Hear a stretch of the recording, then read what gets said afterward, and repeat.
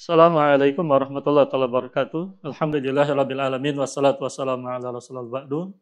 Ikhwatul kiram, para pemirsa yang dirahmati Allah Subhanahu wa taala, saya Irfan Ramdan Wijaya atau lebih dikenal dengan Ustadz Irfan Abu Nafid, selaku Mudir Cinta Quran Center dan juga penulis terapis di bidang ruqyah syar'i itu sendiri. Dalam kajian-kajian sudah dikenal dengan nama Irfan Abu Nafid, itu dalam ikon kajian ruqyah syariah, alam jin, termasuk terkait dengan santet dan tentang sihir dalam perspektif Islam dan lain sebagainya.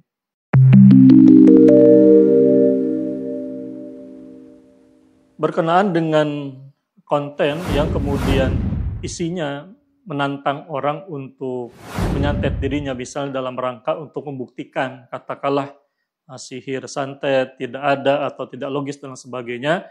Nah, maka perlu diingat begini. Yang pertama, kalau kita bicara tentang fenomena sihir, itu ketika Allah Tabaraka wa Ta'ala berfirman di dalam Suratul Falaq, Bismillahirrahmanirrahim, Qul a'udzu birabbil falaq. Qul a'udzu birabbil falaq, ini adalah ajaran dari Allah. Allah mengajarkan kita berlindung kepada siapa? Kepadanya. Allah mengajarkan kita berlindung dari apa? Berlindung dari min syarri ma khalaq. Wa min syarri ghasikin idza waqab wa min syarrin nafatsati fil 'uqad wa min syarri hasidin idza hasad.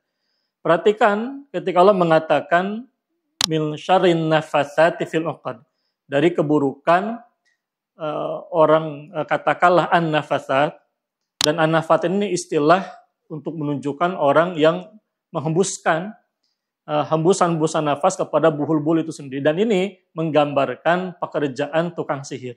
Kalau dalam ilmu bahasa Arab namanya kinayah. Dia menjadi bahasa kiasan bagi aktivitas yang menjadi kelaziman dari para tukang sihir. Ini mereka menghembuskan pada buhul-buhul.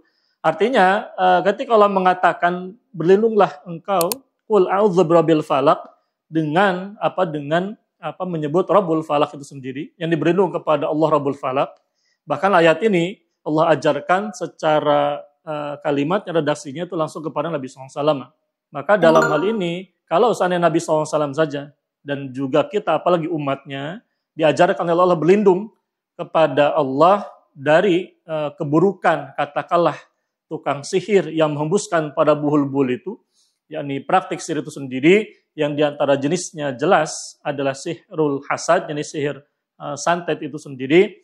Maka bagaimana mungkin kemudian kita mengedukasi masyarakat untuk menantang, katakanlah, para tukang sihir menyihir kita. Nah, di dalam perspektif Islam jelas, dalam hal ini tidak boleh seorang muslim misalnya menantang tukang sihir untuk menyantet dirinya.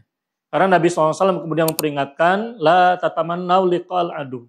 Janganlah kemudian kalian berharap-harap berjumpa dengan musuh. Nah, di antara musuh yang kemudian wajib diwaspadai tadi dalam Suratul Falaq adalah musuh dengan praktik sihirnya. Jangan berharap-harap.